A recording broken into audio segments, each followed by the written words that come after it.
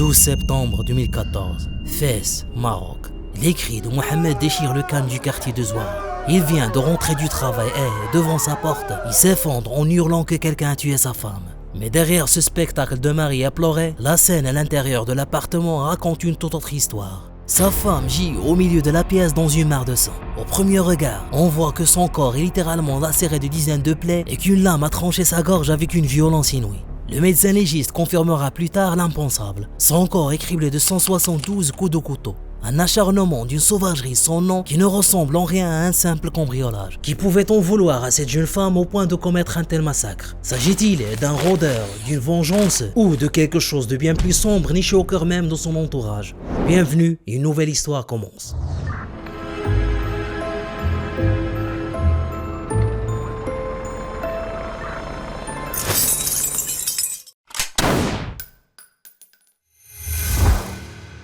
Pour comprendre comment une telle horreur a pu se produire, il faut remonter 4 ans en arrière. À cette époque, Fayrouz a 19 ans. Elle est en classe de terminale en sciences expérimentales. C'est une jeune fille sérieuse, entièrement tournée vers l'obtention de son baccalauréat pour assurer son avenir. Elle vit seule avec sa mère Fatima, une femme veuve qui a reporté tous ses espoirs sur sa fille. Fayrouz a également un frère plus âgé qu'elle. Mais son avenir s'assombrit le jour où elle croise Mohamed. Il a 30 ans. Ce n'est pas une histoire d'amour, c'est une traque.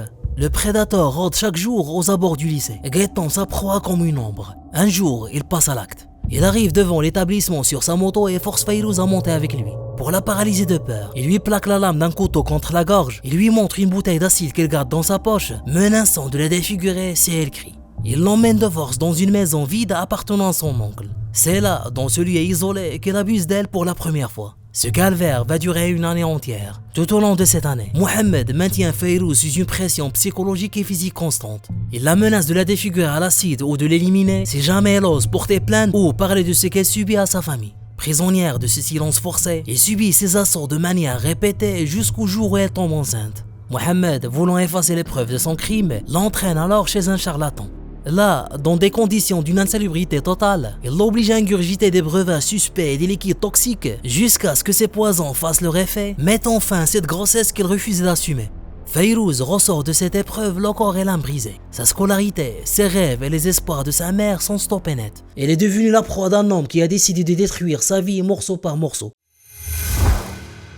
Malgré ce climat de terreur, Fayrouz réalise un véritable exploit. Elle obtient son baccalauréat. Mais le prix psychologique est lourd.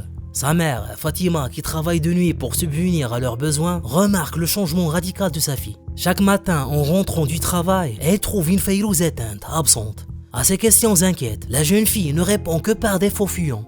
C'est juste la fatigue, maman. Juste des maux de tête. Le secret reste verrouillé par la peur. L'été même de son succès au bac, Fayrouz veut respirer. Elle trouve un emploi dans une société de publicité. Pour Fatima, c'est une lueur d'espoir. Elle voit sa fille sortir, reprendre contact avec le monde. C'est là que le destin semble enfin lui sourire. Son directeur, un homme éduqué et respectueux, tombe sous son charme. Il voit en elle une femme brillante et sérieuse. Sans attendre, il se présente chez Fatima pour demander la main de Fayrouz. Pour la mère, c'est le gendre idéal. Mais à sa grande surprise, Fayrouz refuse catégoriquement.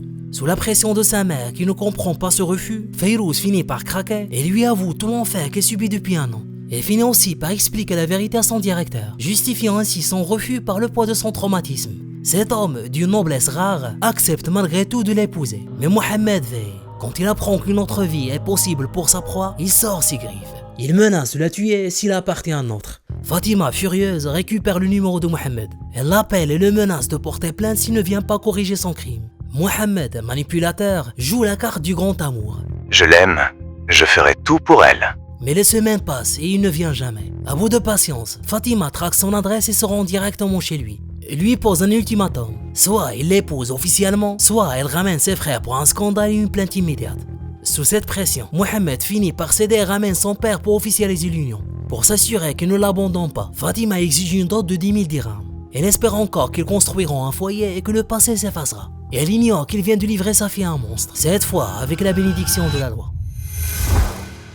En 2011, l'acte de mariage est signé, mais la trahison commence avant même que la porte du foyer ne se referme.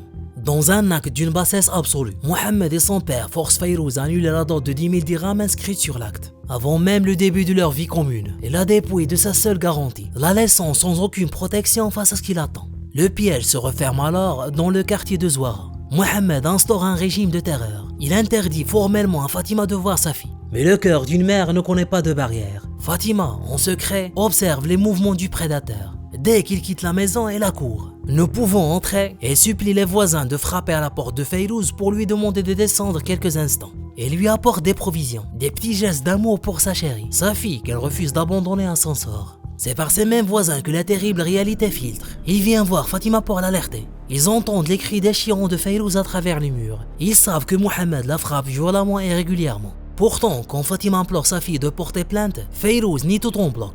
Elle prétend qu'il ne se passe rien. Cette réaction glace le sang de Fatima. Elle comprend que ce n'est pas de la loyauté, mais une terreur invisible qui paralyse la parole de sa fille. Un jour, Fatima parvient à convaincre Fayrouz de voir un médecin. Un certificat médical est établi prouvant les violences et la mère dépose immédiatement plainte. Mohamed, sentant le vent tourner, joue la comédie du repentir. Je vous jure que c'était la dernière fois. Je ne sais pas ce qui m'a pris. Pardonnez-moi. Je vais changer. Je vous le promets, devant Dieu. Mais ce n'est pas sa promesse qui fait reculer Fatima. C'est Fayrouz elle-même qui, en larmes, supplie sa mère de retirer la plainte. Poussée dans ses derniers retranchements, Fayrouz finit par lâcher l'horrible vérité. Tu ne sais rien, maman.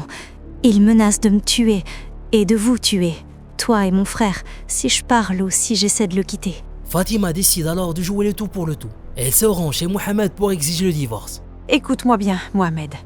Fayrouz renonce officiellement aux 10 000 dirhams de sa dot.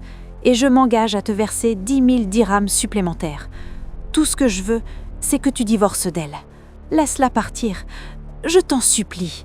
Rends-moi ma fille. La réponse du monstre tombe comme un coup près. Ne rêvez même pas de cela. Le jour où je vous rendrai votre fille, elle ne sera plus qu'un cadavre. Sous les supplications de Fayrouz, terrifiée par les conséquences de cette confrontation, Fatima est contrainte de repartir, laissant sa fille entre les mains d'un homme qui vient de signer avec ses mots son arrêt de mort.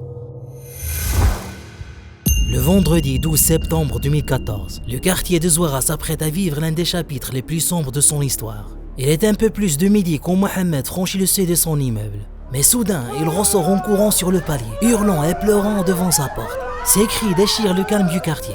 On a tué ma femme! Qui a tué ma femme? Les voisins, alertés par ce vacarme, se rassemblent, terrifiés par ce qu'ils imaginent être un crime de rôdeur. À 12h35, Mohamed appelle Fatima. Sa voix est pressante. Viens vite chez moi, c'est urgent. Fatima, le cœur au bord des lèvres, saute dans un taxi avec son fils.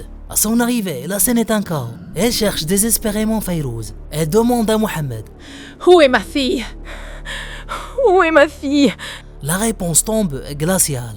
Elle est morte, là-dedans. À peine ces mots prononcés, Mohamed disparaît dans la foule.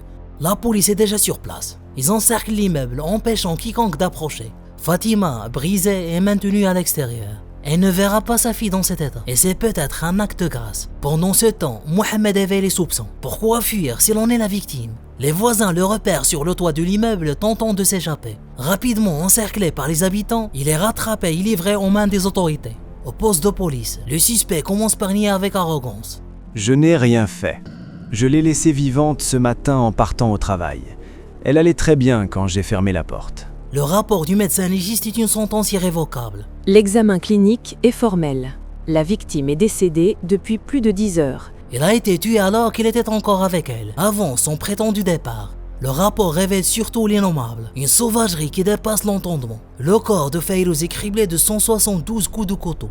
L'enquête confirme qu'il n'y a aucune trace d'effraction. Personne n'est entré par la force. Sous le poids des preuves et de sa propre mise en scène qui s'effondre, Mohamed finit par craquer. Il avoue, c'est bien lui qui a commis cet acte barbare. C'est lors de son interrogatoire que Mohamed va laisser éclater toute la noirceur de son âme. Il ne parle pas de remords, mais de vengeance.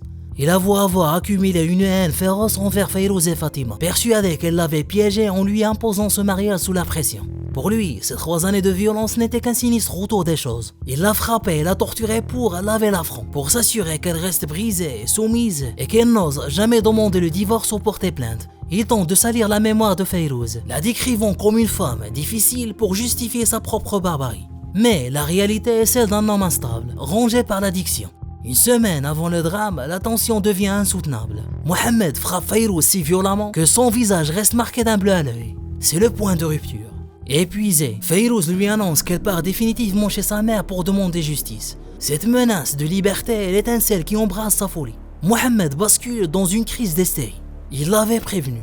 Si tu sors d'ici, ce sera sans vie.